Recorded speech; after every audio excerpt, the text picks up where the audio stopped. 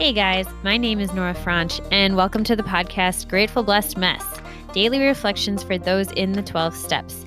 I am a fellow 12-stepper and certified mindset coach, and I am here to introduce you to the value of mindset coaching in your 12-step journey. So if you feel like you are stuck in the steps, if you're slipping and sliding with your abstinence, mindset coaching may help you as it did me, and you can find me at CatholicMindsetCoaching.com. These episodes are meant to invite you in to consider the truths of 12-step wisdom and to join in the very real struggle of living them in action. I hope that it feels almost like a mini meeting, and I invite you to contribute your own share on the Grateful Blessed Mess Facebook group to keep the discussion going. My comments are based on my own experience, so feel free to take what you like and leave the rest. But my hope is to encourage you on your own daily 12-step journey. As they say, you cannot stay clean on yesterday's shower. So without further ado, let's begin.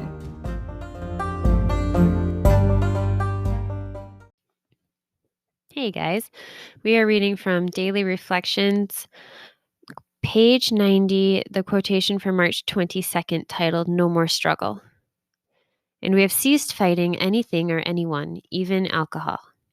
And that's from the Big Book of Alcoholics Anonymous, page 84. "When AA found me, I thought I was in for a struggle, and that AA might provide the strength I needed to beat alcohol. Victorious in that fight, who knows what other battles I could win? I would need to be strong, though. All my previous experience with life proved that. Today, I do not have to struggle or exert my will. If I take those 12 steps and let my higher power do the real work, my alcohol problem disappears all by itself. My living problems also cease to be struggles. I just have to ask whether acceptance or change is required. It is not my will, but His that needs doing." Yeah, I just got this image of putting something. This is a Catholic thing, so if this is just totally out of your, comfort zone, that's fine. Just tune out for 20 seconds or so. But in the mindset coaching program I did, they talked about putting something that you can't get rid of, that you can't shake, like a belief system that it feels so true that you just are powerless to change. It feels like put it on the altar, because that is where bread and water bread and wine gets transformed into the body and blood of Christ. And we can't understand it. It's a mystery, but it happens. Okay? So all you non-Catholics, dial back in. The point is that we need to pray to our higher power to change within us what we cannot figure out how to change on our own. And I've come up against this again and again and again since starting my mindset work, my thought work, because I'm just realizing how many things that I believe to be true, or I just dig my heels and I'm like, no, things are this way, or it is all my fault, or it's not all my fault, or what are other thoughts? It's never going to change. And, He's always going to think of me that way, or I can't be happy until he changes his opinion of me, or I won't feel loved until he learns how to love me. Even that one still feels like a hit to the heart, but I know deep down that they're not true. And I'm doing the thought work to get to the root, to heal the wounds, to undo the lies, to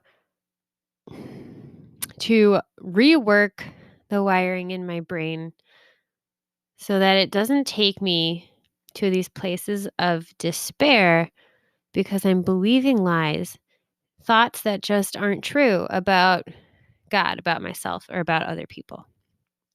And once we're able to remove those, and I think that's the work of a lifetime as well, one little thread in the knot of our messy life, just one little thread at a time that we're pulling out and straightening out. That's each thought.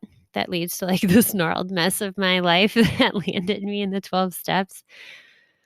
One by one, I get to start to undo all those tangles. And I wrote a little prayer at the bottom of this page. It must have been years ago, but I just want to read it and leave that with you. And it's simple. And it goes like this. God, help me to do your will. Help me to remember to seek your will. Help me to follow your will. Help me to want your will. With that, I pass.